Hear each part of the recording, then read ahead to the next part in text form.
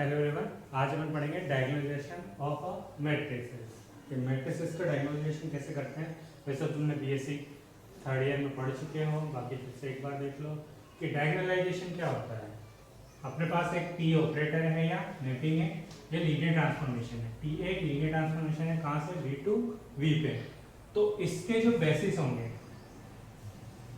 इससे जो इस मैट्रिक्स इसके जो बेसिस होंगे इस ऑपरेटर के लीनियर ट्रांसफॉर्मेशन के, उससे जो मैट्रिक्स बनाएंगे वो डायगोनलाइजेबल हो तो इसको डायगोनलाइजेशन कहते हैं। ठीक है, ऐसे डायगोनलाइजेबल मैट्रिक्स क्या होगी कि कोई ए मैट्रिक्स है, स्क्वायर मैट्रिक्स है और एक पी नॉन सिंगुलर मैट्रिक्स है, नॉन सिंगुलर मैट्रिक्स है, तो P inverse A P diagonal matrix बनेगी और उसी को कहेंगे अपन, इस वाली मैट्रिक्स को क्या कहेंगे, बी, और इसी को डायगोनल मैट्रिक्स बोलेंगे। मतलब ए है अपने पास स्क्वायर मैट्रिक्स, बी एक नॉन सिंगुलर मैट्रिक्स है, इससे ऐसी बन जाए पी इनवर्स ए पी, तो क्या बनेगी डायगोनल मैट्रिक्स और इसी को कहेंगे डायगोनल मैट्रिक्स। या फिर दूसरी डेफिनेशन ये है कि ए जो है डी के सिमिलर हो जाए तो वो डायगोनल मैट्रिक्स कहलाएगी। अब डायगोनल ऑपरेटर क्या होगा कि टी एक ऑपरेटर है, कहाँ से वी टू वी पे, तो टी डायगोनल ऑपरेटर होगा कि उसका बेसिस है, उसका हर वेक्टर क्या है कैरेक्टरिस्टिक वेक्टर ऑफ टी का।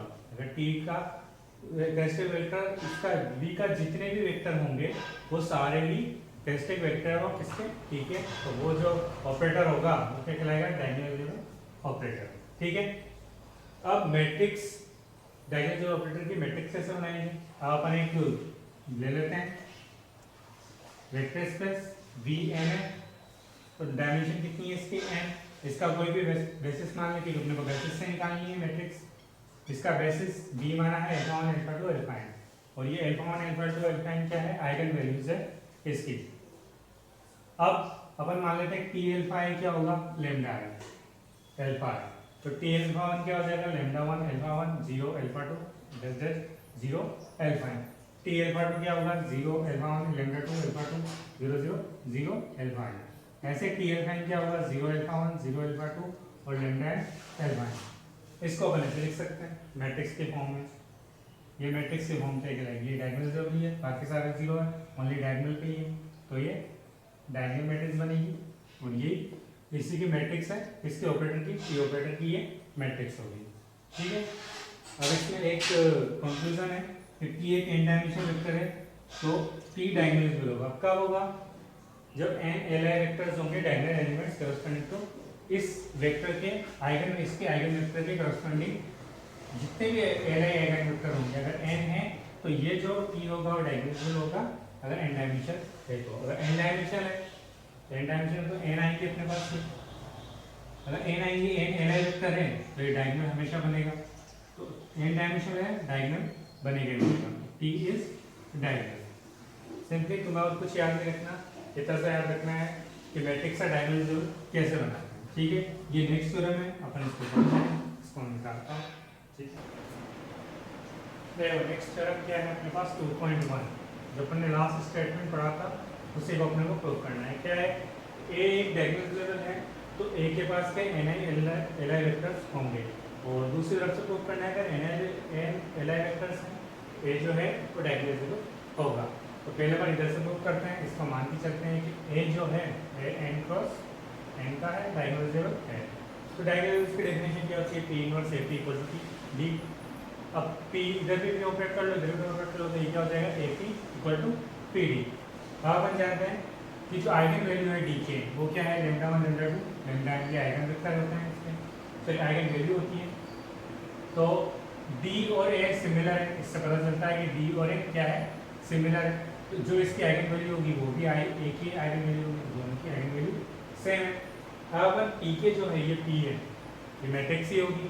अब मैट्रिक्स के कॉलम वेक्टर डिफाइन करते हैं, तो फर्स्ट वाला पी हो जाएगा, सेकंड वाला P two, last P N.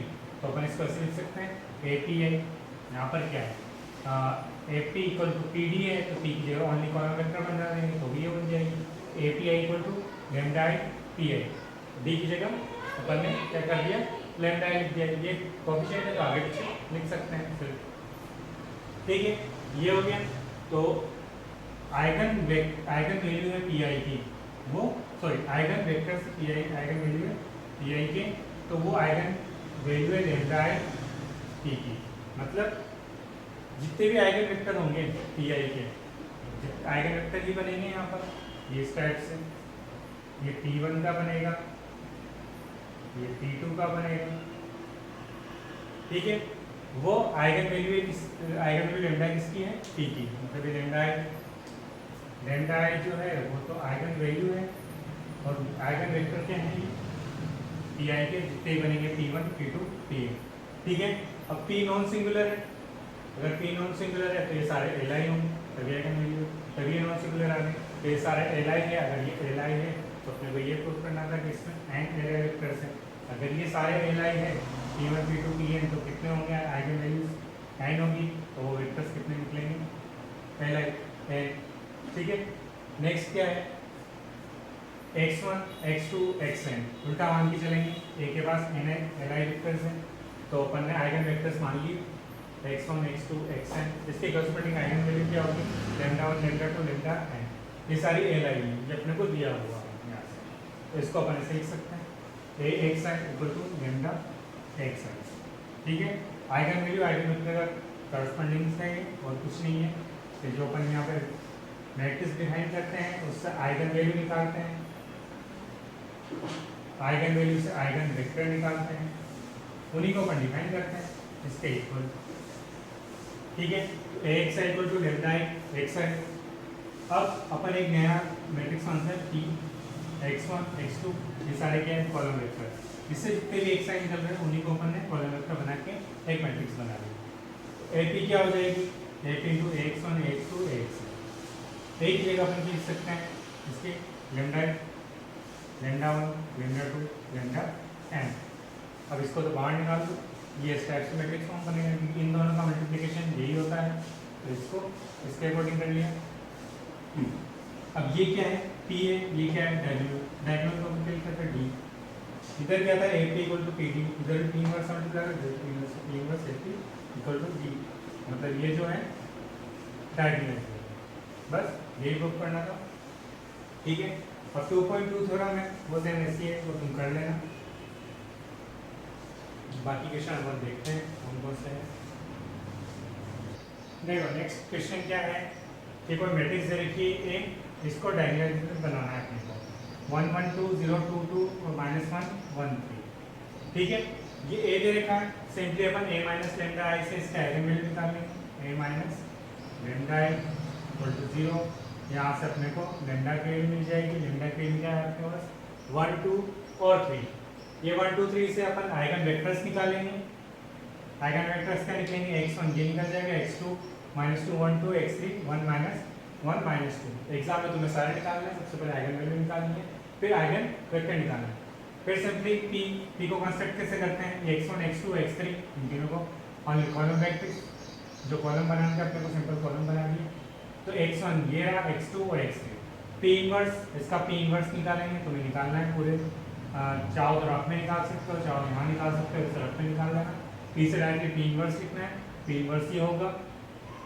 अब डायगोनलाइजेशन के क्या करना होता है p इनवर्स AP, तो ये p इनवर्स AP, ये p इनवर्स रहा, ये a रहा, ये p रहा, इन तीनों को मल्टीप्लाई किया, ये आएगा तुम्हें 1 0 0 0 2 0 0 0 3, ये क्या है डायगोनल 1 2 3 D। अब इसके देखो, इसके आइगन वैल्यू क्या है 1 2 3, इसके भी आइगन वैल्यू क्या है 1 2 3, सेम ही है, अगर अलग अलग आते हैं तो तुम्हारी कहीं गलती है, या डायगोनलाइजेशन बनेगा ही नहीं, इसलिए याद रखना है कि इसके भी आइगन वैल्यू और इसके आइगन वैल्यू हमेशा सेम ही होंगे, ठीक है। सिंपल क्वेश्चन है ये, ज़्यादा नहीं है, इसमें ए दे रखा है, इसकी आइगन वैल्यू निकालो, आइगन वेक्टर निकालो, आइगन वेक्टर से p निकालो, p बनाओ और p से p इनवर्स निकालो, इन तीनों को सिंपली मैट्रिक्स मल्टीप्लिकेशन कर दो, उससे तुम्हें जो मिलेगा वही डायगोनलाइजेशन होगा। ये डायगोनल बन गया, मतलब ये एक जो है वो डायगोनलाइजेशन मैट्रिक्स है, डायगोनलाइजेशन मैट्रिक्स है। पूछ सकते हैं ये है या नहीं है, तुम्हें पूरा सॉल्व करना है, या पूछा जा सकता है डी की वैल्यू निकालो, तो ये भी निकल जाएगा, ठीक है। इससे दिखना था, और बाकी 3 4 5 क्वेश्चन है, तुम्हें 5 करने हैं, कर लेना, यहाँ पर तुम्हारा डायगोनलाइजेशन खत्म हो जाएगा।